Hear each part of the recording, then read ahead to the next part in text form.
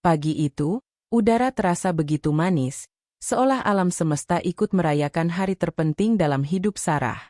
Matahari pagi yang lembut menembus jendela kamarnya, memantulkan cahaya keemasan pada lembaran kain songket yang terbentang di atas tempat tidur.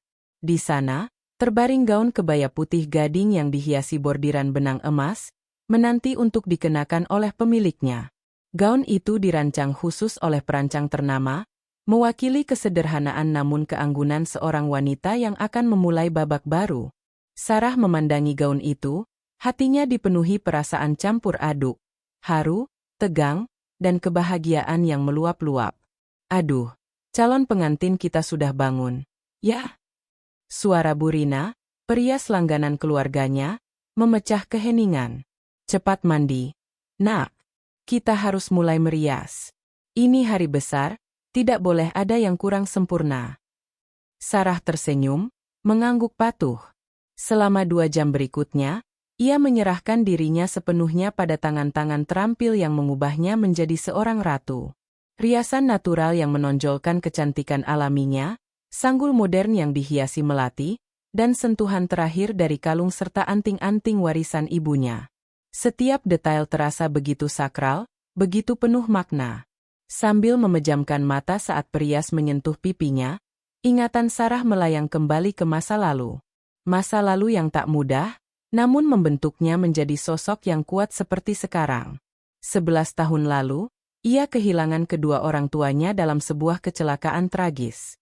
Di usia 21, ia harus mengambil alih bisnis properti keluarga yang sedang berkembang pesat. Banyak kerabat yang meragukan kemampuannya, bahkan ada yang mencoba mengambil alih aset-asetnya dengan berbagai alasan. Namun, Sarah tidak menyerah. Ia bekerja keras siang dan malam, belajar dari nol, dan membuktikan bahwa ia bisa. Dengan tekad baja dan kerja keras tak kenal lelah, ia berhasil tak hanya mempertahankan bisnis keluarganya, tetapi juga membuatnya tumbuh pesat dan menjadi salah satu pengembang properti terkemuka di kota itu. Kesuksesan itu datang dari keringat, air mata, dan pengorbanan yang tak terhitung jumlahnya. Kemudian, Dion datang ke dalam hidupnya. Dion adalah seorang arsitek muda yang energik dan penuh ide. Mereka bertemu dalam sebuah proyek kolaborasi dan langsung merasa cocok. Dion tidak hanya memuji kesuksesannya, tetapi juga memahaminya, mendukung setiap keputusannya, dan menjadi tempatnya bersandar. Sarah tidak pernah menyembunyikan masa lalunya atau perjuangannya. Ia selalu terbuka tentang bagaimana ia membangun bisnisnya dari nol. Dion selalu mendengarkan dengan sabar, memberikan saran, dan meyakinkannya bahwa ia sangat bangga padanya. Bagi Sarah, Dion adalah belahan jiwanya. Ia adalah pria yang tidak peduli dengan kekayaan Sarah, melainkan hanya mencintai Sarah seutuhnya. Cantik sekali, nak, bisik Ibunda Dion, Ibu Wati, yang tiba-tiba masuk ke dalam ruangan. Senyumnya begitu lebar, namun entah mengapa, Sarah merasa ada sesuatu yang tidak biasa pada sorot matanya. Mungkin itu hanya perasaannya saja, pikir Sarah. Ibu Wati memeluknya erat, membisikkan doa-doa terbaik untuk pernikahannya. Tamu-tamu mulai berdatangan. Suasana di halaman rumah yang disulap menjadi tempat akad nikah terasa begitu meriah. Sebuah tenda putih besar dihiasi bunga-bunga segar dan lampu-lampu kristal, menciptakan suasana yang romantis. Jajaran kursi berbaris rapi, dipenuhi oleh kerabat, teman, dan rekan bisnis. Mereka semua datang untuk menyaksikan penyatuan dua insan yang dianggap sempurna. Sarah duduk di kamar riasnya, menunggu aba-aba untuk keluar. Ia mengambil napas dalam-dalam, berusaha menenangkan detak jantungnya yang berpacu kencang.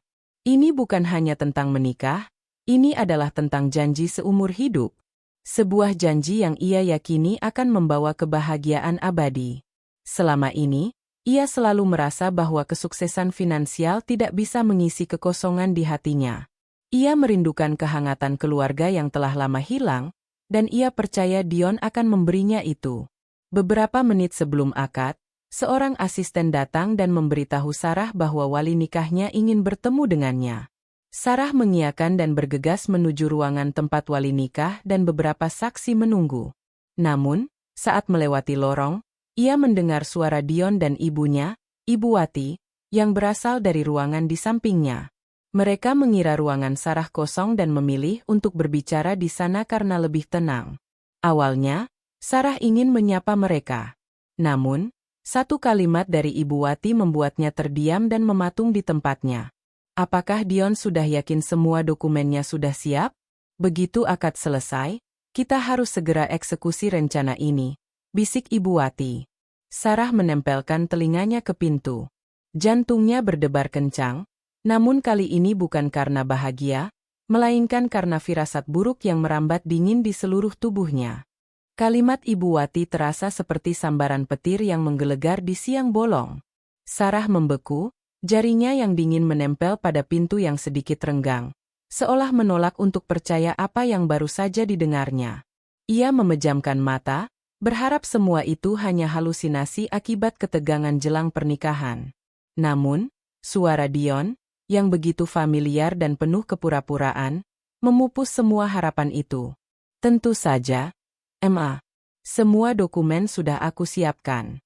Setelah ijab kabul, Sarah akan menandatangani surat-surat itu tanpa curiga.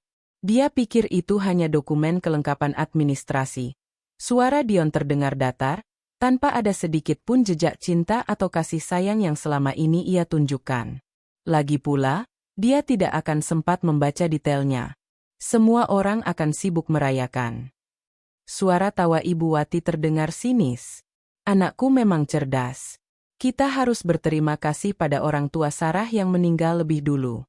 Kalau tidak, kita tidak akan pernah mendapatkan semua harta ini semudah ini. Hati Sarah hancur berkeping-keping. Dunia yang ia kenal, dunia yang penuh cinta dan janji-janji manis, tiba-tiba runtuh. Kata-kata mereka menusuknya seperti belati, memutar kenangan manis yang kini terasa begitu menjijikkan. Semua dukungan, pujian, dan cinta yang ditunjukkan Dion selama ini ternyata hanyalah sandiwara belaka. Ia hanya mengincar aset-asetnya, hasil kerja keras dan air mata yang tak terhitung jumlahnya. Bukan karena cinta, bukan karena belahan jiwa, melainkan karena ia melihat Sarah sebagai sebuah celengan yang bisa ia pecahkan kapan saja. Sarah mundur beberapa langkah dari pintu, kakinya terasa lemas. Gaun pengantin yang seharusnya menjadi simbol kebahagiaan kini terasa seperti jubah yang membelenggu. Ia merasa mual, kepalanya pusing, dan napasnya terasa berat. Di luar, suara musik dan riuh tawa para tamu seakan mengejek kepedihan yang ia rasakan. Bagaimana mungkin? Bagaimana Dion, pria yang ia percayai sepenuh hati, bisa melakukan ini padanya? Pria yang pernah menemaninya di saat-saat tersulit, yang meyakinkannya bahwa ia tidak lagi sendirian. Semua itu adalah kebohongan besar. Ia teringat malam ketika Dion melamarnya di sebuah restoran romantis. Aku tidak peduli dengan hartamu, Sarah. Aku mencintaimu apa adanya. Aku ingin menjadi bagian dari hidupmu, menemanimu membangun masa depan bersama. Kata-kata itu kini terdengar begitu palsu, begitu keji. Bahkan sorot mata Ibu Wati yang ia anggap aneh beberapa saat lalu kini terasa begitu jelas. Itu adalah sorot mata keserakahan yang tersembunyi di balik senyum manis. Pokoknya, setelah akad, kita langsung ambil alih perusahaan properti itu. Kita singkirkan orang-orang kepercayaan Sarah, ganti dengan orang-orang kita. Lanjut Dion, suaranya kini terdengar penuh ambisi. Dan rumah ini, kita akan menjualnya. Terlalu banyak kenangan tentang orang tuanya di sini. Kita akan membeli rumah yang lebih modern dan besar. Tiba-tiba, Sarah teringat dokumen-dokumen yang diminta Dion untuk ia siapkan. Ada beberapa berkas legal yang Dion katakan perlu ditandatangani setelah akad untuk memudahkan proses administrasi aset gabungan. Ia tidak pernah curiga sedikit pun. Ia bahkan meminta asistennya untuk tidak memeriksa dokumen-dokumen itu, percaya sepenuhnya pada Dion. Hati Sarah mencelos. Ia hampir saja jatuh ke dalam lubang jebakan yang mereka gali sendiri. Dengan sisa-sisa tenaga, Sarah berjalan mundur, menjauhi ruangan itu. Langkahnya gemetar, namun ia harus mengambil keputusan. Tidak ada lagi keraguan. Tidak ada lagi air mata. Yang ada hanya rasa sakit, amarah, dan tekad untuk tidak menjadi korban. Ia tidak akan membiarkan Dion dan ibunya merampas semua yang ia bangun dengan susah payah. Ia tidak akan membiarkan mereka menang. Ia kembali ke kamar riasnya. Suara dari luar semakin memekakkan telinga. Para tamu sudah siap, wali nikah sudah menunggu. Sarah berdiri di depan cermin, menatap bayangan dirinya. Wanita yang baru saja ia lihat, calon pengantin yang bahagia, kini telah mati. Yang tersisa hanyalah Sarah yang terluka, namun bertekad untuk berjuang. Dengan tangan yang gemetar, ia mulai melepaskan semua perhiasannya. Kalung dan anting warisan ibunya, cincin pertunangan yang kini terasa berat, semuanya ia letakkan di meja rias. Gaun kebaya yang indah itu ia lepas dengan kasar, melemparkannya ke sofa. Ia mengambil tas tangannya, mengambil kunci mobil dan dompetnya, dan kemudian mengenakan celana jeans serta kaos sederhana yang ia siapkan untuk berganti setelah resepsi. Ia tidak peduli jika pakaiannya tidak pantas. Yang penting, ia bisa bergerak cepat dan bebas. Sarah menyelinap ke pintu belakang, melewati taman yang seharusnya menjadi tempat resepsi. Untungnya, tidak ada orang di sana. Semua orang telah berkerumun di halaman depan, menunggu akad dimulai. Sarah berjalan tanpa alas kaki, karena sepatu hak tinggi yang ia kenakan membuatnya sulit berjalan. Ia menekan tombol kunci mobilnya, namun menyadari bahwa ia tidak bisa mengendarai mobilnya sendiri. Mobilnya akan dengan mudah dikenali dan Dion pasti akan langsung mengejarnya. Ia harus meninggalkan semuanya.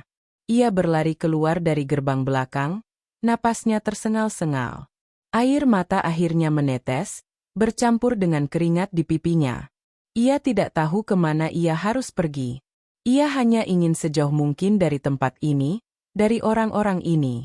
Terdengar suara teriakan histeris dari halaman depan, sepertinya seseorang menyadari ketidakberadaannya. Namun, Sarah tidak menoleh. Ia terus berlari, mengabaikan tatapan aneh dari beberapa orang yang berpapasan dengannya. Rambutnya berantakan, wajahnya tanpa riasan, ia terlihat seperti orang gila. Ia berhasil mencapai jalan utama. Dengan sisa-sisa keberaniannya, ia mengangkat tangan, menghentikan taksi yang kebetulan lewat. "Kemana, Mbak?" tanya sang supir. Sarah tidak tahu harus menjawab apa. "Stasiun kereta terdekat," ucapnya, suaranya bergetar. Taksi itu melaju, membawa Sarah menjauh dari mimpi buruknya. Di belakangnya, ia bisa membayangkan Dion dan Ibu Wati yang panik. Pasti Dion akan mengarang cerita, menuduhnya gila, atau apapun untuk menutupi rencananya yang gagal. Tapi, Sarah tidak peduli. Ia hanya punya satu tujuan, menghilang. Ia akan mulai dari nol lagi. Hanya ia, dirinya sendiri. Seperti 11 tahun yang lalu, ia harus berjuang sendirian. Namun kali ini, ia tahu persis siapa musuhnya. Air mata Sarah mengalir tanpa suara, membasahi pipi yang tadinya dipoles sempurna oleh perias. Di dalam taksi yang melaju kencang, ia melihat pantulan dirinya di kaca jendela. Seorang wanita dengan kebaya yang kini kusut, rambut yang acak-acakan, dan mata yang merah. Ia seperti orang asing bagi dirinya sendiri. Dunia di luar terasa begitu nyata, namun ia merasa terlepas darinya, seolah melayang dalam kabut antara mimpi buruk dan kenyataan yang lebih buruk. Kata-kata Dion dan Ibu Wati terus berputar di kepalanya seperti kaset rusak, menusuk setiap inci hatinya yang terluka. "Stasiun kereta mana, Mbak?" tanya supir taksi, memecah lamunan Sarah. Sarah tidak bisa berpikir jernih. Semua stasiun terasa sama. Yang ia tahu, ia hanya harus pergi. Sejauh mungkin. Stasiun kereta yang paling jauh. "Kemanapun yang bisa membawa saya pergi," jawabnya serak. Sang supir hanya mengangguk, tanpa bertanya lebih lanjut. Mungkin ia sudah terbiasa dengan drama yang sering terjadi di kota metropolitan ini. Selama perjalanan, Sarah mencoba mengumpulkan kepingan-kepingan pikirannya yang berserakan. Ia teringat bagaimana Dion selalu ada untuknya, mendengarkan keluh kesahnya tentang pekerjaan, memijit kakinya yang lelah setelah seharian berada di lokasi properti, dan memberinya semangat saat ia merasa ingin menyerah. Semua itu sandiwara. Sebuah peran yang dimainkan dengan sangat sempurna, demi mendapatkan kepercayaannya. Hati Sarah terasa seperti diremas, sakit dan muak. Ia bukan hanya dikhianati, tetapi juga dipermainkan. Ia telah menyerahkan hatinya dan hampir menyerahkan seluruh hidupnya kepada orang yang tidak mengenalnya sama sekali.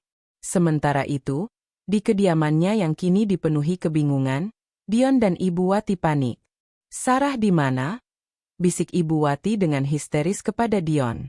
"Aku sudah cek kamar mandi, kamar tamu, dan tidak ada dia."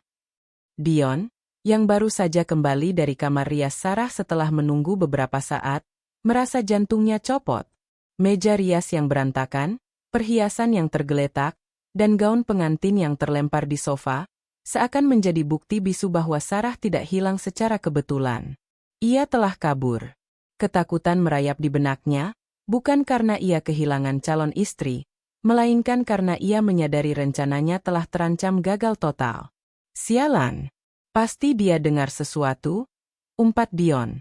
"Bagaimana bisa? Aku sudah yakin dia tidak ada di sana." "Apa yang harus kita lakukan, Dion? Tamu-tamu sudah menunggu. Ijab kabul harus segera dimulai." Ibu Wati hampir menangis. Seluruh mimpinya untuk hidup mewah dari aset Sarah kini berada di ujung tanduk. Dion berusaha tenang, meskipun tubuhnya bergetar. Otaknya berputar cepat mencari solusi. "Tenang, Ma. Kita harus menutupi ini. Pura-pura dia pingsan karena terlalu stres. Kita alihkan perhatian semua orang." Mereka bergegas keluar dari kamar. Dion mendekati wali nikah dan beberapa tamu penting dengan wajah panik yang dibuat-buat. "Mohon maaf, Om. Tante.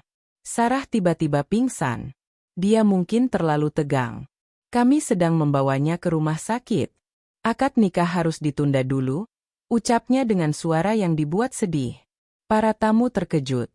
Beberapa rekan bisnis Sarah yang hadir, termasuk asisten pribadinya, Rani, langsung menunjukkan kekhawatiran yang tulus. Rani berusaha bertanya lebih lanjut, namun Dion dengan cepat mengelak, mengatakan mereka harus segera membawa Sarah.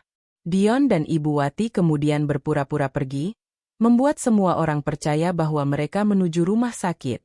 Di saat yang sama, Sarah tiba di stasiun. Ia berjalan masuk ke dalam stasiun yang ramai. Kepadatan manusia yang berlalu lalang seakan menyamarkan keberadaannya. Ia membeli tiket kereta tujuan ke sebuah kota kecil di Jawa Tengah yang namanya tidak pernah ia dengar sebelumnya, hanya karena ia melihatnya di papan jadwal. Tangan Sarah gemetar saat membayar tiket dengan uang tunai terakhirnya. Ia tidak peduli kemana kereta itu akan membawanya. Yang penting, ia akan pergi.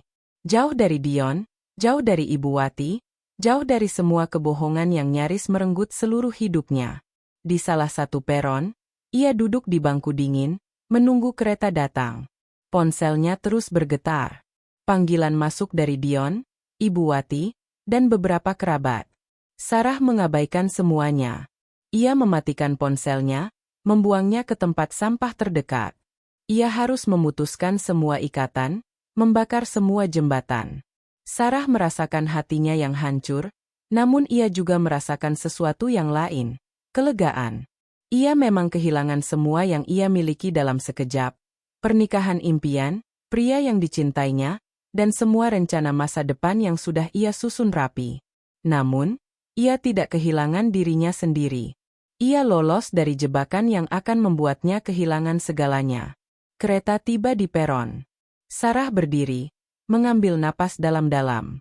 Di dalam gerbong yang penuh sesak, ia mengambil tempat duduk di dekat jendela. Ia melihat stasiun itu perlahan menghilang dari pandangan, digantikan oleh pemandangan sawah yang hijau dan pepohonan. Kota yang ia bangun dengan keringat dan air mata, kota yang nyaris menghancurkannya, kini hanya tinggal kenangan. Ia menoleh ke cermin yang menempel di jendela, menatap bayangan dirinya sekali lagi. Ia bukan lagi wanita bergaun pengantin yang rapuh. Ia adalah wanita yang berani, yang telah membuat keputusan paling gila dan paling berani dalam hidupnya. Ia tidak tahu apa yang menantinya di depan. Mungkin kesulitan, mungkin kesendirian. Namun, ia tahu satu hal, ia akan baik-baik saja. Ia akan membangun kembali hidupnya, dari nol. Kereta itu melambat, Deru mesinnya perlahan digantikan oleh hiruk-pikuk stasiun Tawang di Semarang. Sarah turun dari gerbong, melangkah ke peron yang dipadati orang-orang. Di kota barunya ini, tidak ada karpet merah yang membentang, tidak ada penjaga keamanan yang membuka jalan, dan tidak ada mobil mewah yang menunggunya. Ia hanyalah salah satu dari ribuan orang yang lalu lalang, dengan sepasang mata lelah dan pakaian pengantin yang kini terasa seperti seragam aib. Ia berjalan keluar dari stasiun, langkahnya ragu-ragu. Udara kota ini terasa lebih panas dan lembab. Suara klakson, teriakan pedagang asongan, dan percakapan dalam logat yang asing memenuhi telinganya. Jalanan dipenuhi becak, motor, dan mobil tua yang berdesakan. Sarah merasa begitu kecil dan tak berarti di tengah keramaian ini. Di balik gaun kebayanya yang kusut, ia hanyalah seorang wanita tanpa tujuan, tanpa uang, dan tanpa identitas. Dompetnya hanya berisi beberapa lembar uang ratusan ribu rupiah, yang ia gunakan untuk membeli tiket kereta. Ia hanya memiliki sisa uang yang sangat sedikit, dan itu tidak akan cukup untuk bertahan lama. Kesadaran itu menghantamnya seperti gelombang ombak. Ia tidak hanya melarikan diri dari Dion, tetapi ia juga melarikan diri dari semua kemewahan yang selama ini menopang hidupnya. Ia tidak lagi memiliki rumah, mobil, atau bahkan asisten pribadi yang akan mengurus segala kebutuhannya. Ia sendirian. Kekuatan yang selama ini ia bangun, yaitu kekayaan, kini lenyap. Namun, di tengah keputusasaan itu, sebuah tekad membara di dadanya. Ia tidak akan menyerah. Ia telah melewati titik terendah. Dibandingkan kehilangan orang tua dan berjuang membangun bisnis, apa yang ia hadapi sekarang hanyalah sebuah tantangan baru. Ia menarik napas dalam-dalam, menguatkan dirinya. Ia harus bertahan hidup, dan ia tahu bagaimana caranya. Langkah pertama adalah mencari pekerjaan. Sarah berjalan menyusuri jalanan, matanya menyapu setiap sudut. Ia melihat spanduk lowongan pekerjaan di depan sebuah warung makan, tukang jahit, dan bahkan toko kelontong. Pekerjaan-pekerjaan yang tidak pernah ia bayangkan akan ia lakukan. Dengan pakaiannya yang masih tak karuan, ia mencoba masuk ke sebuah warung makan sederhana. "Permisi, apakah lowongan kerjanya masih ada?"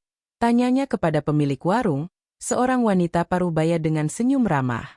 Pemilik warung menatapnya dari ujung kaki hingga ujung kepala. Gaun kebaya yang mahal, wajah yang tampak kelelahan namun masih memancarkan aura kelas atas. "Maaf, Neng, lowongan untuk pelayan. Kayaknya Neng salah tempat, deh. Mending Neng pulang aja, daripada jadi buronan." Sarah terkejut, namun ia mengerti. Ia tidak terlihat seperti orang yang membutuhkan pekerjaan ini. Ia mengucapkan terima kasih dan pergi. Penolakan itu tidak membuatnya patah semangat, justru memicunya untuk lebih gigih. Ia harus membuang jauh-jauh citra dirinya yang lama. Setelah berjalan beberapa blok, ia melihat sebuah papan kayu tua yang bertuliskan, "Dicari, tenaga cuci piring o kebersihan." Papan itu terpasang di depan sebuah rumah makan kecil yang terlihat kumuh. Tanpa ragu, ia melangkah masuk. Seorang pria tua, pemilik tempat itu, sedang membersihkan meja. "Permisi, Pak, apakah lowongan ini masih tersedia?" tanya Sarah, suaranya sedikit gemetar. Pria tua itu memandangnya dengan tatapan heran. "Ya, masih. Tapi Neng yakin mau kerja di sini? Ini kerjaan berat, loh."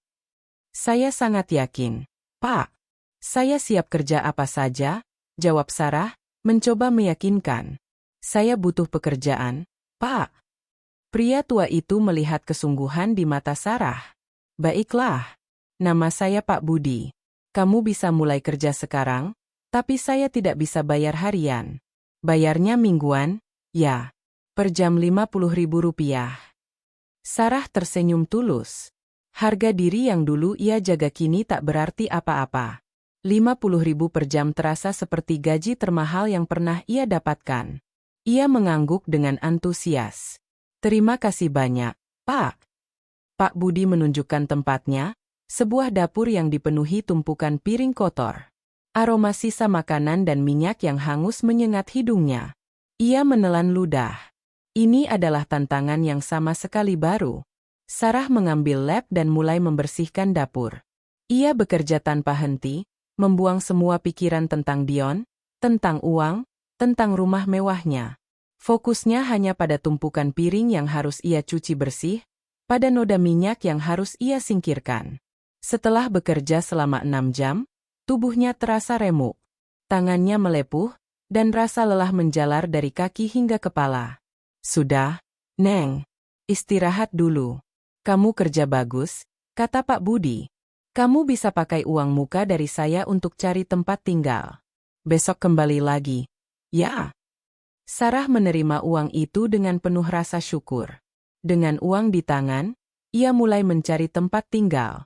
Ia menyusuri gang-gang kecil, bertanya ke sana kemari, hingga akhirnya menemukan sebuah kamar kos kecil yang disewakan per bulan.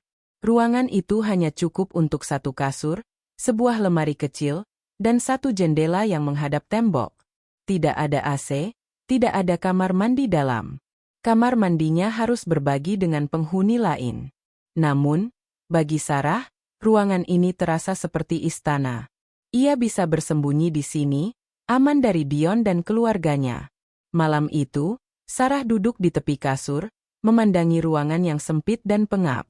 Ia mengganti pakaiannya dengan kaos dan celana jeans yang ia bawa, lalu merebahkan tubuhnya yang lelah.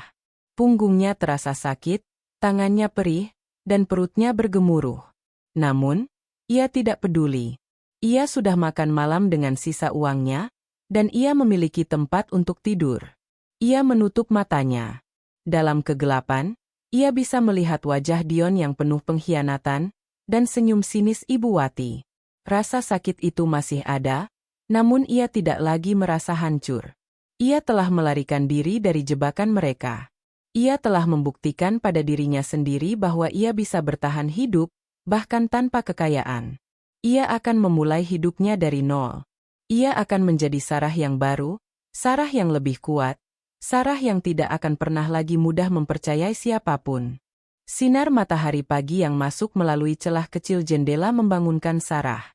Ia mengerjapkan matanya, mencoba menyesuaikan diri dengan realitas barunya.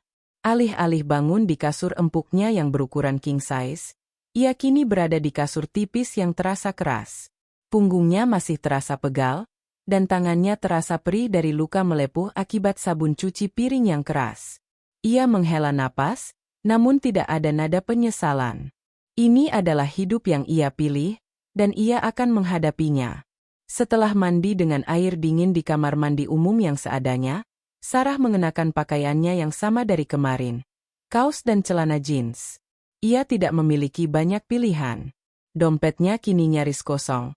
Hanya tersisa beberapa lembar uang kertas yang ia pegang erat-erat. Ia berjalan keluar dari gang sempit, menyusuri jalanan yang ramai oleh lalu lintas pagi. Aroma nasi liwet dan soto ayam yang dimasak di pinggir jalan menyambutnya, membuatnya merasa lapar. Namun, ia harus berhemat. Ia tiba di warung Pak Budi. Pria paruh baya itu sudah sibuk di balik gerobak, menyiapkan bahan-bahan. Pagi, Neng. Sapa Pak Budi. Tumben cepat datang. Pagi, Pak. Saya ingin mulai kerja lebih awal, jawab Sarah, tersenyum tulus.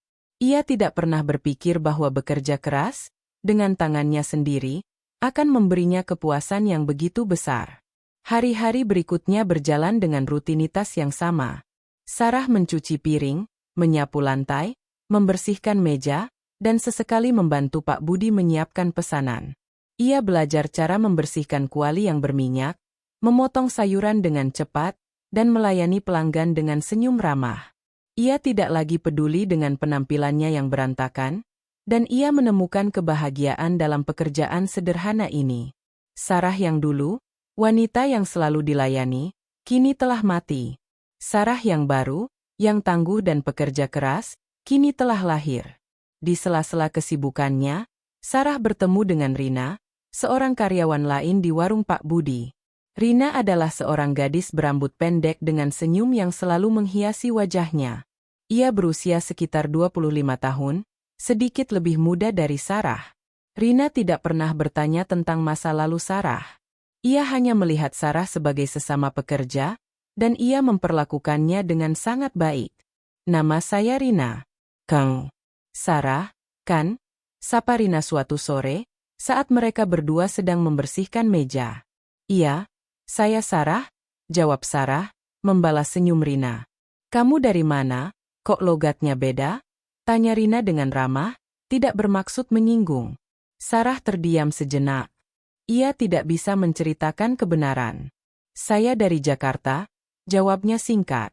Saya sedang mencari pengalaman kerja. Rina mengangguk, tanpa bertanya lebih lanjut. Oh, begitu. Enak ya, bisa kerja di mana saja. Kalau saya, dari lahir ya di sini terus. Mereka berdua tertawa, dan Sarah merasa sedikit lebih nyaman. Persahabatan mereka berkembang dengan cepat. Mereka berbagi cerita tentang pekerjaan, impian sederhana mereka, dan sesekali mengeluh tentang pelanggan yang rewel. Rina adalah teman pertama yang Sarah miliki di kota ini.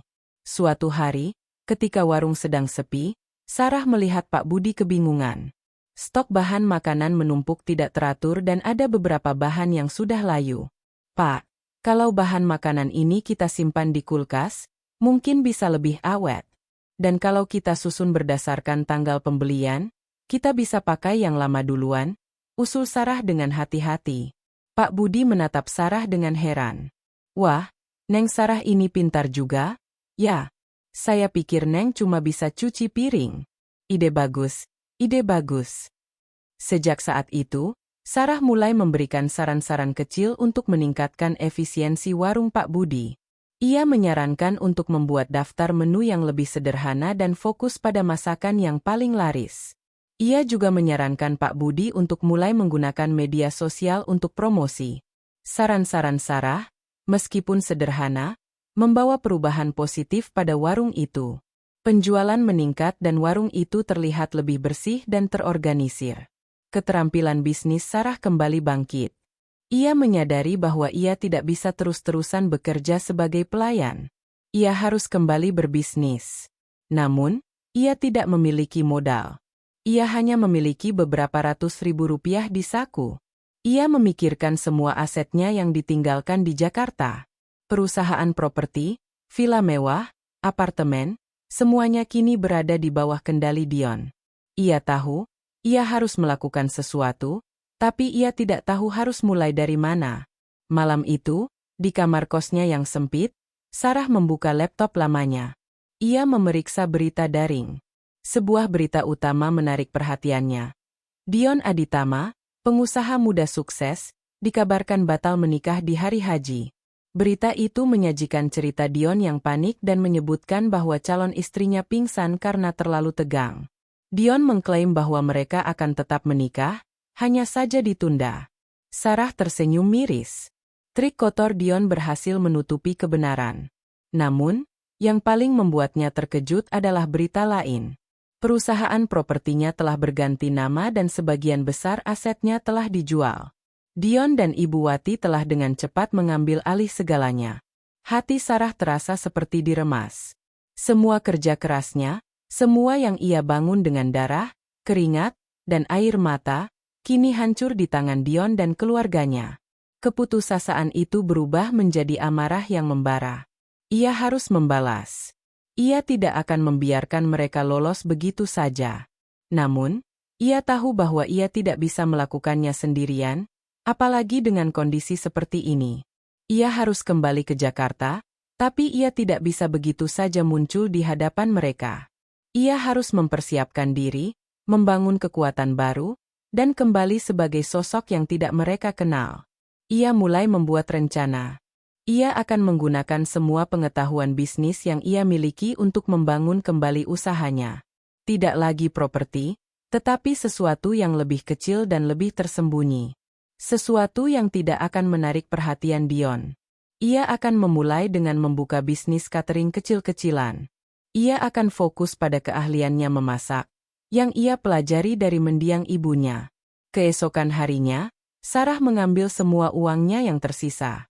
Ia membeli beberapa bahan makanan dan mulai memasak di dapur warung Pak Budi, setelah meminta izin terlebih dahulu. Ia membuat nasi goreng, soto ayam, dan tumis kangkung. Ia mengemasnya dalam wadah-wadah plastik, lalu pergi ke sebuah lokasi perkantoran yang ramai di pusat kota. Ia menawarkan makanannya kepada para pekerja kantoran, dari satu lantai ke lantai lain. Awalnya, ia merasa malu. Tapi ia mengingat kembali wajah Dion dan Ibu Wati. Rasa malu itu sirna, digantikan oleh tekad yang kuat. Ia harus berhasil. Dengan suara bergetar, ia menawarkan nasi gorengnya kepada seorang karyawan. "Permisi, Bapak. Nasi gorengnya enak. Loh, cocok untuk makan siang." Karyawan itu ragu, namun akhirnya membeli satu porsi. Sarah tersenyum. Itu adalah penjualan pertamanya. Ia terus berjalan, menawarkan makanannya. Satu persatu, nasi gorengnya terjual. Pada akhirnya, ia berhasil menjual semua porsinya. Sarah pulang dengan rasa puas. Uangnya bertambah. Ia tidak akan kaya dalam semalam. Tetapi ia telah membuktikan bahwa ia bisa menghasilkan uang dengan usahanya sendiri. Malam itu, di kamar kosnya yang sempit, ia tidak lagi merasakan sakit. Ia merasa puas. Ini adalah awal yang baru. Ia akan membangun kembali semuanya, bukan untuk membalas dendam, tetapi untuk membuktikan pada dirinya sendiri bahwa ia lebih dari sekadar wanita kaya yang mudah ditipu. Ia adalah seorang pejuang. Ia adalah Sarah, dan ia akan kembali. Hari-hari Sarah di Semarang berubah menjadi sebuah maraton yang tak pernah ia sangka. Setiap pagi, ia bangun sebelum matahari terbit. Setelah membersihkan diri, ia segera menuju warung Pak Budi. Dapur yang tadinya ia anggap kumuh kini terasa seperti medan perangnya. Di sana, ia mengolah bahan-bahan, memasak dengan hati-hati, dan mengemas setiap porsi makanan dengan tangan sendiri. Setiap nasi goreng, soto ayam, atau tumis kangkung yang ia jual bukan hanya sekadar makanan. Itu adalah simbol perlawanan, bukti bahwa ia bisa bangkit kembali. Bisnis catering kecilnya perlahan tapi pasti menunjukkan hasil. Para karyawan di kantor yang sering ia datangi mulai mengenalnya. Mereka tidak lagi hanya membeli, tetapi juga memberikan pujian. "Nasi gorengnya enak banget, Mbak. Bumbunya pas," kata seorang karyawan. Pujian-pujian itu terasa lebih berharga daripada semua uang yang pernah ia miliki. Ia mulai mendapatkan pesanan rutin dari beberapa karyawan. Bahkan, ada yang meminta ia membuat menu khusus untuk acara kecil di kantor mereka. Meskipun ia berhasil menghasilkan uang, ia tetap harus berhemat. Ia tidak bisa menyewa tempat untuk berbisnis. Dapur warung Pak Budi adalah satu-satunya tempat yang ia miliki. Ia juga harus memutar otak untuk membeli bahan-bahan dengan harga paling murah, tanpa mengorbankan kualitas. Ia sering pergi ke pasar dini hari, saat harga bahan-bahan masih terjangkau. Rina, temannya di warung Pak Budi, menjadi orang pertama yang menyadari perubahan besar pada Sarah. Ia melihat bukan hanya kerja keras, tetapi juga kecerdasan Sarah. Suatu hari, ia melihat Sarah sibuk mencatat sesuatu di buku kecil. "Lagi ngapain, Sar?" tanyanya. "Ini, aku lagi hitung modal dan keuntungan dari bisnis cateringku," jawab Sarah, sedikit malu. "Aku harus tahu berapa laba bersih setiap hari." Rina mengangguk kagum. "Kamu benar-benar beda ya. Aku nggak pernah lihat ada orang sepertimu. Udah kerja capek di sini, masih sempat-sempatnya mikirin bisnis lain." Sarah tersenyum.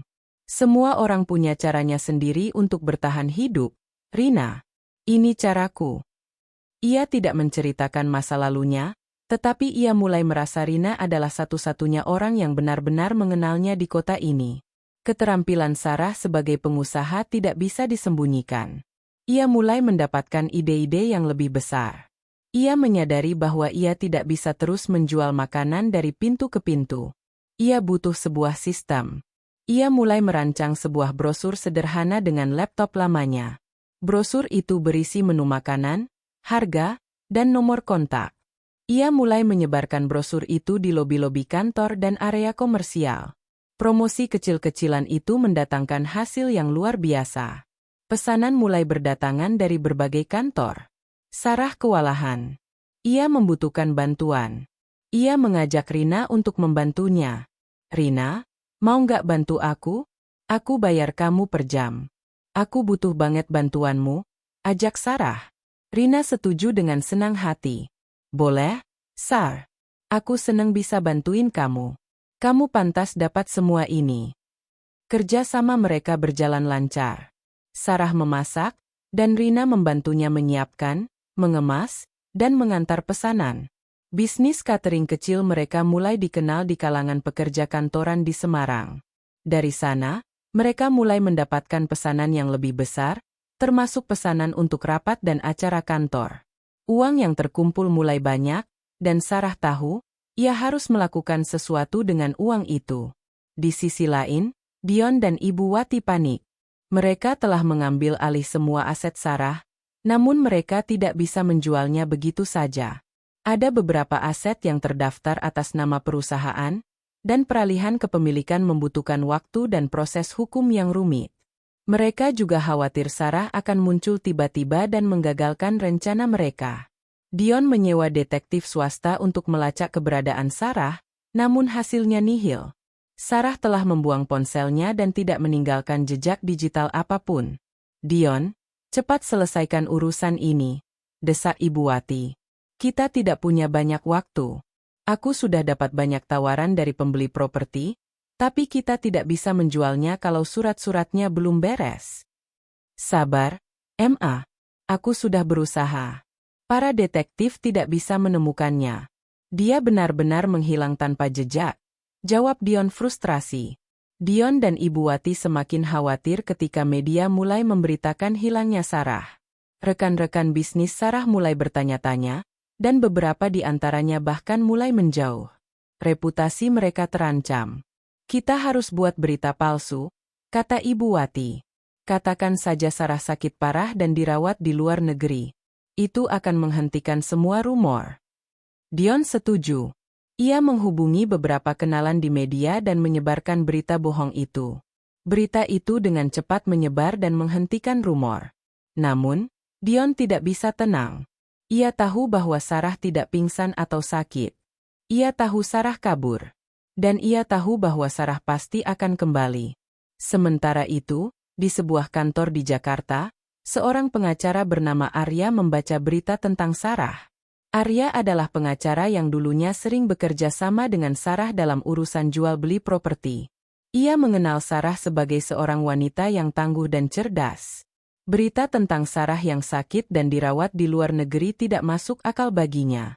Ia merasa ada sesuatu yang tidak beres. Arya mulai melakukan penyelidikan sendiri. Ia mencari tahu tentang pergerakan aset Sarah dan menemukan kejanggalan. Sebagian besar aset Sarah telah dialihkan ke perusahaan Dion dan Ibu Wati, tanpa sepengetahuan Sarah. Arya tahu ini adalah sebuah penipuan besar. Arya memiliki alasan pribadi untuk membantu Sarah. Ia pernah menaruh hati pada Sarah. Namun, ia tidak pernah mengungkapkan perasaannya. Ia hanya bisa melihat Sarah dari jauh, sebagai teman dan rekan kerja. Ketika ia tahu Sarah akan menikah dengan Dion, ia mundur. Namun, sekarang, ia merasa ia harus membantu Sarah. Ia adalah satu-satunya orang yang bisa dipercaya di Jakarta. Arya mulai mengumpulkan bukti-bukti. Ia memeriksa semua dokumen yang pernah ia tangani untuk Sarah. Ia menemukan beberapa celah yang bisa ia gunakan untuk menuntut Dion dan Ibu Wati. Ia tahu, ini tidak akan mudah. Dion dan Ibu Wati memiliki banyak kenalan dan pengaruh. Namun, Arya tidak peduli. Ia akan berjuang untuk kebenaran, untuk Sarah. Di Semarang, Sarah tidak menyadari bahwa ada seseorang di Jakarta yang sedang berjuang untuknya. Ia hanya fokus pada bisnisnya. Ia telah menabung cukup uang untuk menyewa sebuah ruko kecil. Ia mengubahnya menjadi dapur dan tempat penjualan catering. Ia juga membeli peralatan masak yang lebih baik dan mendaftarkan bisnisnya secara legal. Nama bisnisnya, Dapur Hati. Ia memilih nama itu karena ia ingin semua yang ia masak, ia lakukan dengan sepenuh hati. Pada hari pembukaan Dapur Hati, Sarah dan Rina merasa sangat bangga. Mereka tidak hanya berhasil bertahan hidup, tetapi juga membangun sesuatu dari nol. Sarah menatap papan nama yang baru dipasang, Dapur Hati, dan tersenyum. Ia telah kehilangan segalanya. Namun, ia telah mendapatkan sesuatu yang lebih berharga. kekuatan, kemandirian, dan harapan baru. Dapur Hati tidak lagi hanya sebuah mimpi kecil. Dalam waktu beberapa bulan, bisnis catering Sarah tumbuh menjadi sebuah fenomena lokal di kalangan pekerja kantoran di Semarang. Ruko kecil yang ia sewa sekarang terlihat lebih rapi dan sibuk. Rina bukan lagi sekadar asisten, tetapi manajer operasional yang andal. Mereka berdua, dengan bantuan 1 atau 2 karyawan paruh waktu, berhasil memenuhi pesanan yang terus membanjir. Sarah memegang kendali penuh, dari membeli bahan baku di pasar hingga mengatur keuangan. Ia menolak untuk menggunakan bantuan finansial dari luar, karena ia tidak ingin ada pihak lain yang memiliki kontrol atas usahanya. Ia telah belajar dari kesalahan terbesarnya, jangan pernah lagi membiarkan orang lain menguasai hidupnya. Suatu pagi, Rina datang dengan wajah berbinar. "Sar, ada pesanan besar. Perusahaan telekomunikasi besar mau pesan untuk acara peluncuran produk mereka. Ini akan jadi pesanan terbesar kita," kata Rina dengan gembira. Ia menyerahkan lembaran pesanan yang berisi menu lengkap untuk 200 orang. Sarah membaca daftar itu, jantungnya berdegup kencang. Ini adalah kesempatan emas. Jika mereka berhasil, Dapur Hati akan dikenal secara luas dan ia bisa mengambil langkah besar berikutnya.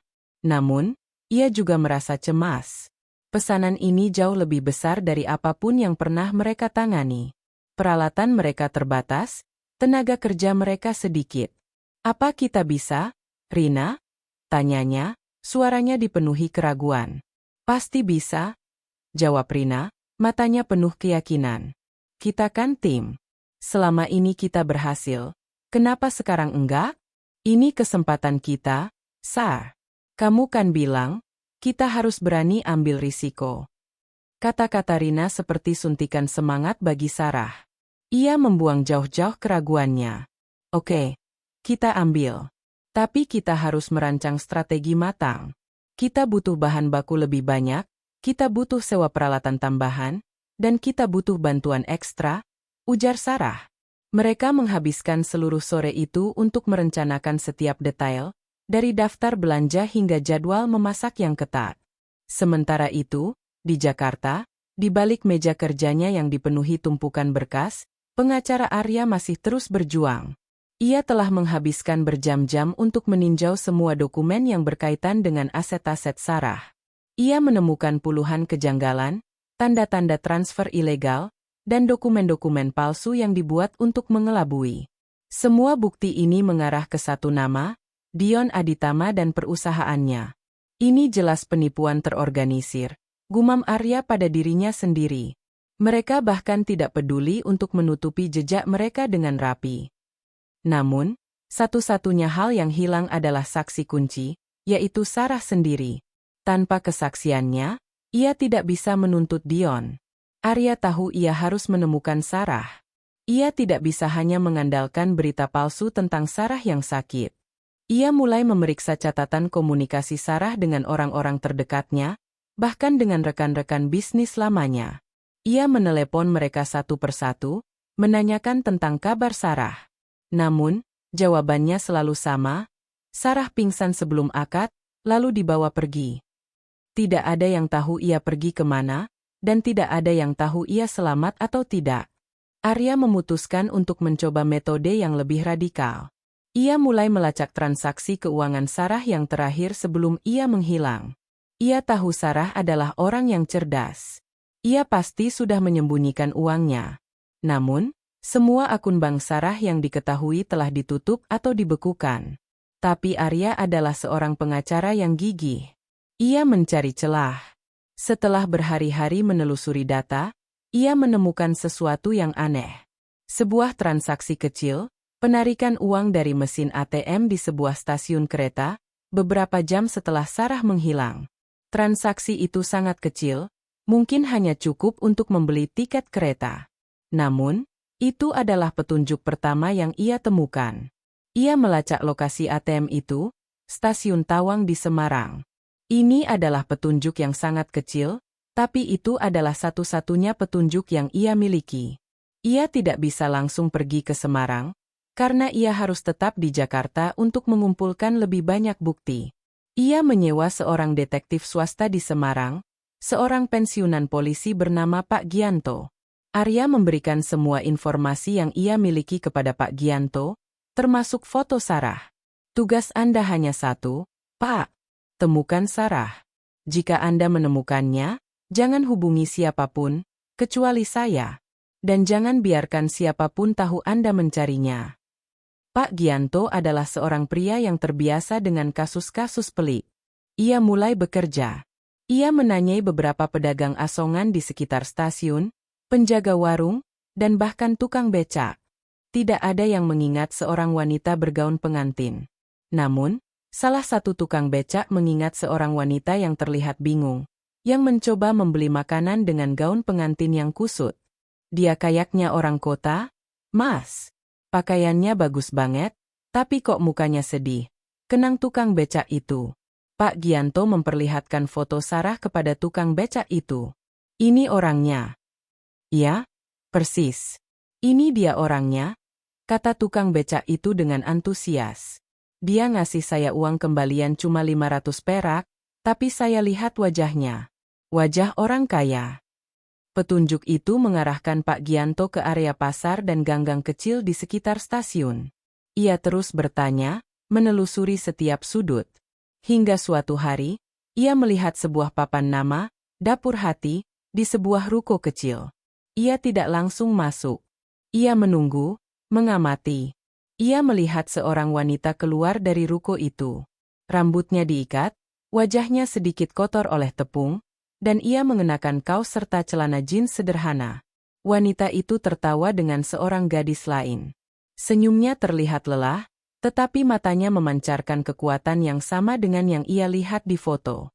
Pak Gianto yakin, itu adalah Sarah.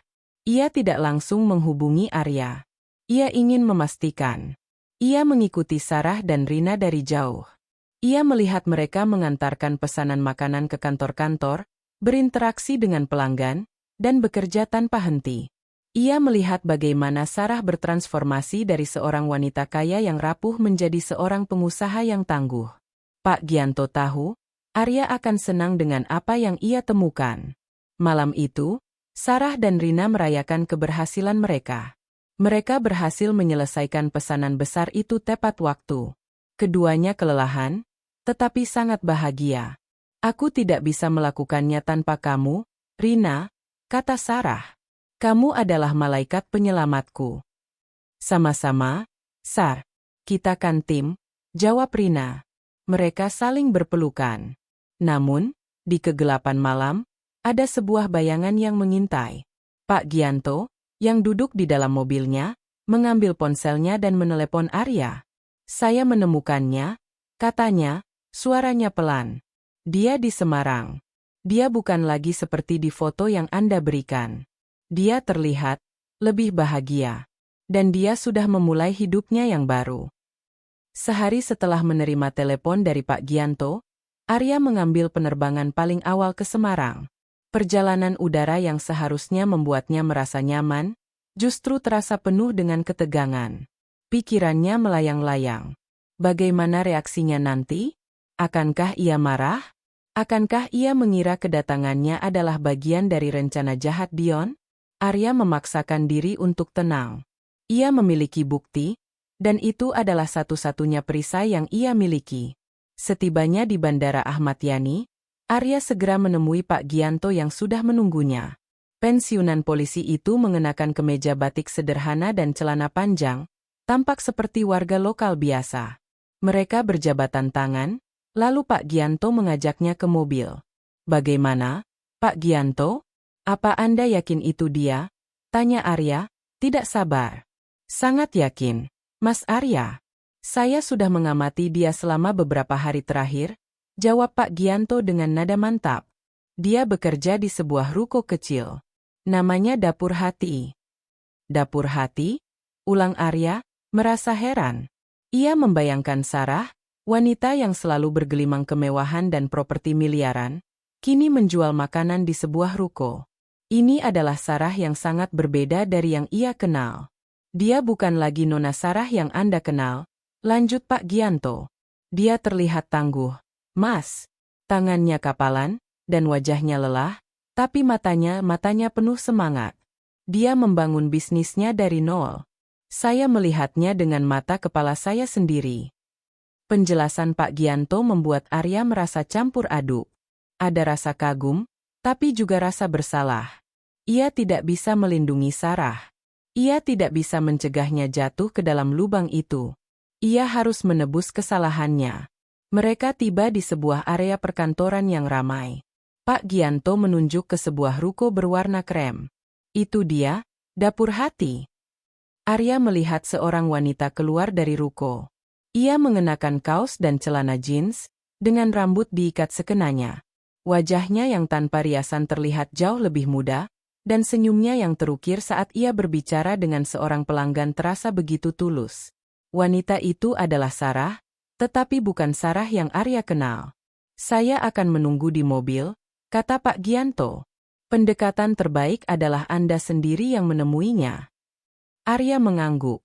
Ia melangkah keluar dari mobil, jantungnya berdebar kencang. Ia berjalan melewati beberapa penjual makanan lain dan akhirnya tiba di depan dapur hati. Ia melihat Sarah sibuk memasukkan pesanan ke dalam tas. Permisi, Sarah, panggilnya, suaranya pelan dan berhati-hati. Sarah menoleh. Matanya membulat sempurna. Wajahnya yang tadinya ceria langsung pucat pasi. Ia menatap Arya, seolah-olah melihat hantu dari masa lalu yang ia kubur dalam-dalam. Arya, apa yang kamu lakukan di sini? Tanyanya, suaranya bergetar. Saya ingin bicara dengan kamu, jawab Arya, melangkah lebih dekat. Ini penting. Rina, yang berada di dalam ruko, melihat interaksi itu. Ia merasakan ada sesuatu yang tidak beres. Sar, dia siapa? Tanyanya. Rina, masuk dulu. Aku akan bicara dengannya sebentar, kata Sarah, menatap Arya dengan tatapan penuh kewaspadaan. Ia memegang erat-erat tas berisi pesanan. Ia takut, sangat takut. Ia tidak tahu apakah Arya adalah temannya, atau justru kaki tangan Dion. Sarah mengajak Arya ke samping ruko, di mana ada sedikit privasi. Kenapa kamu di sini? Arya? Bagaimana kamu menemukanku? Tanyanya lagi, suaranya terdengar lebih tegas. Saya mencarimu. Sarah. Saya tahu ada sesuatu yang tidak beres. Saya menemukan kejanggalan pada aset-asetmu. Dion dan keluarganya. Cukup, potong Sarah, suaranya meninggi. Jangan sebut nama itu di sini. Aku sudah tidak ada urusan dengan mereka. Ia menarik napas, mencoba menenangkan diri. Aku sudah memulai hidup baru di sini, Arya. Aku tidak ingin ada hubungannya lagi dengan masa lalu itu. Arya menatap matanya. Ia melihat ketakutan yang dalam di sana. Aku mengerti, Sarah. Tapi Dion dan keluarganya belum selesai. Mereka sudah mengambil alih semua asetmu. Perusahaanmu, apartemenmu, semuanya sudah di bawah kendali mereka. Aku tahu itu, jawab Sarah dingin. Aku sudah melihat beritanya. Tapi itu tidak penting lagi. Aku sudah mendapatkan kembali apa yang aku inginkan. Kebebasan. Aku tidak peduli dengan uang itu. Kamu bilang kamu tidak peduli? Tanya Arya. Apakah kamu tidak peduli dengan semua kerja kerasmu? Semua yang kamu bangun? Apakah kamu akan membiarkan mereka lolos begitu saja? Ini bukan hanya tentang uang, Sarah. Ini tentang keadilan. Arya mengeluarkan sebuah amplop tebal dari tasnya. Ini semua bukti yang aku kumpulkan. Dokumen-dokumen palsu, transfer aset ilegal. Ada banyak kejanggalan. Kita bisa menuntut mereka, Sarah. Kita bisa mendapatkan semuanya kembali. Sarah menolak amplop itu. Aku tidak mau tahu, Arya. Aku tidak mau terlibat lagi. Ia menatap Arya dengan mata berkaca-kaca. Aku bahagia di sini. Aku sudah membangun hidupku dari nol. Aku punya teman, aku punya pekerjaan, dan aku tidak perlu lagi takut pada siapapun. Aku mohon, pergilah.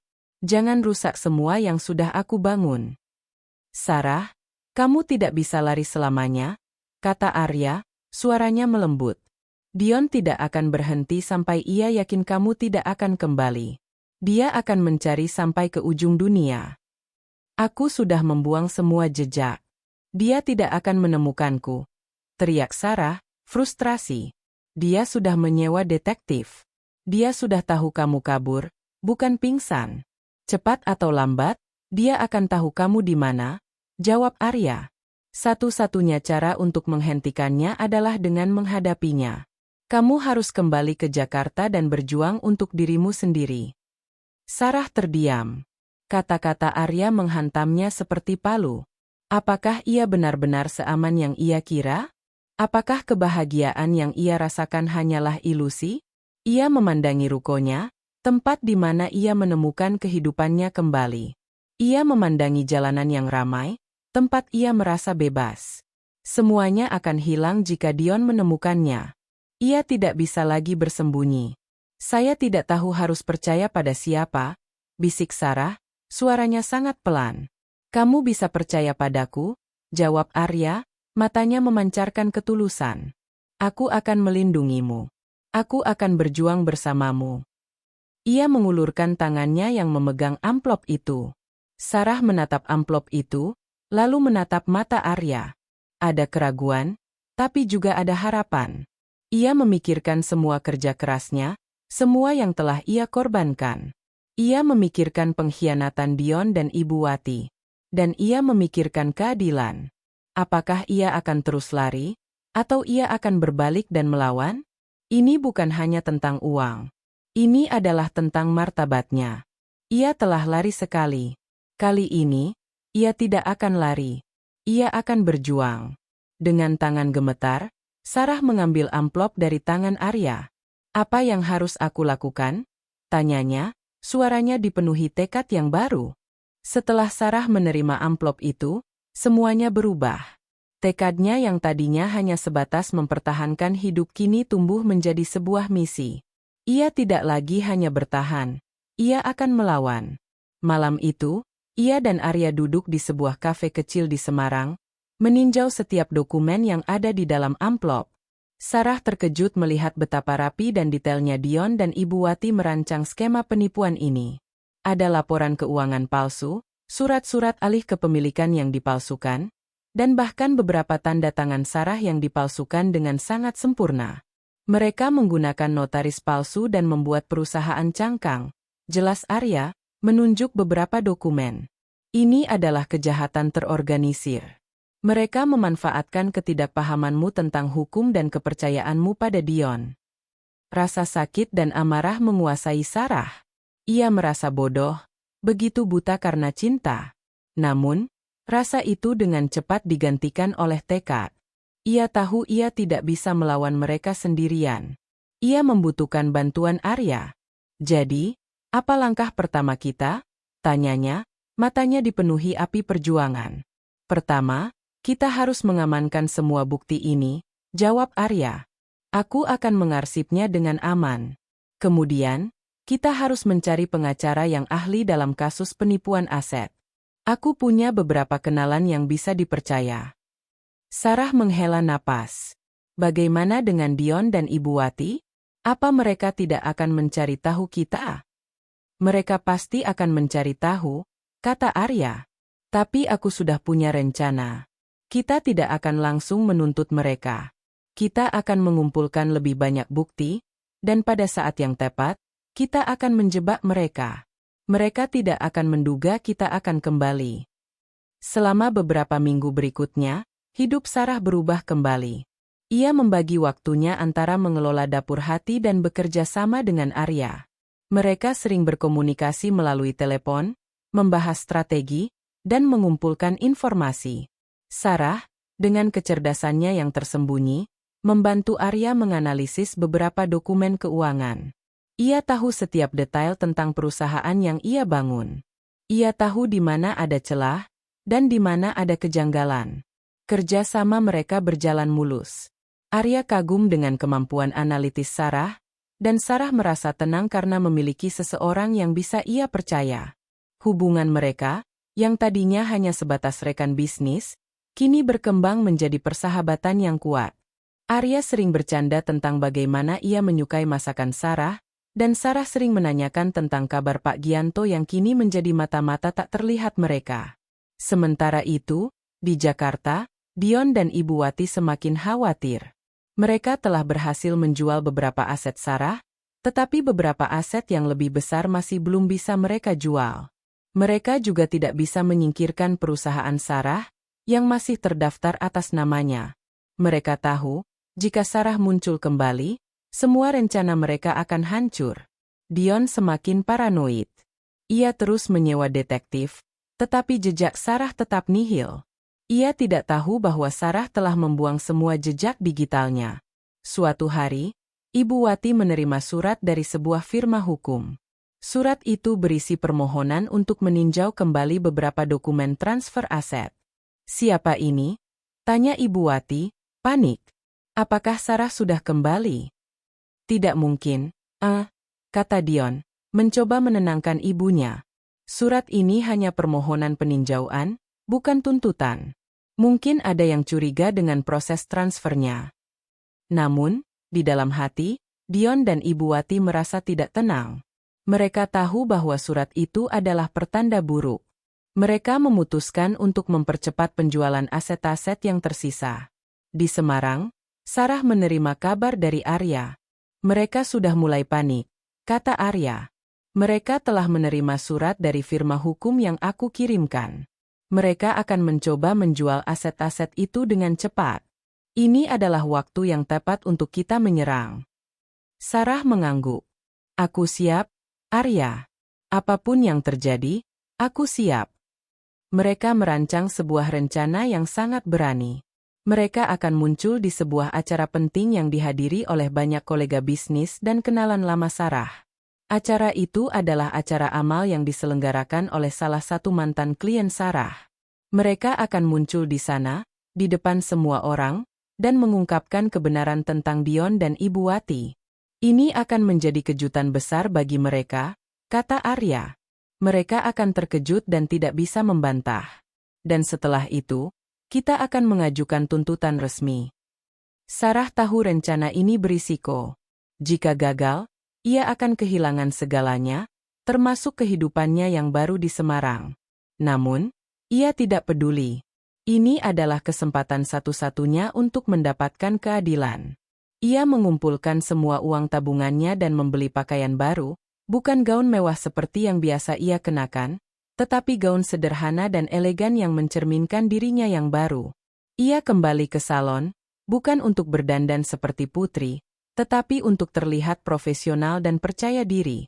Pada hari acara, Sarah dan Arya tiba di lokasi. Sarah merasa gugup. Jantungnya berdebar kencang. Ia melihat mantan-mantan koleganya, mantan-mantan teman-temannya, dan Dion dan Ibu Wati. Mereka berdiri di sana, mengobrol dengan beberapa orang penting. Wajah mereka dipenuhi senyum palsu. Dion dan Ibu Wati melihat Sarah. Wajah mereka yang tadinya ceria langsung pucat pasi. Mereka menatap Sarah, tidak percaya. "Sarah, kamu kembali?" bisik Dion. "Ya, Dion," jawab Sarah, suaranya tenang dan tegas. "Aku kembali. Dan kali ini, aku akan mengambil kembali apa yang menjadi milikku." Ia menatap Dion dan Ibu Wati dengan mata yang penuh dengan api, tidak ada lagi rasa sakit, hanya tekad.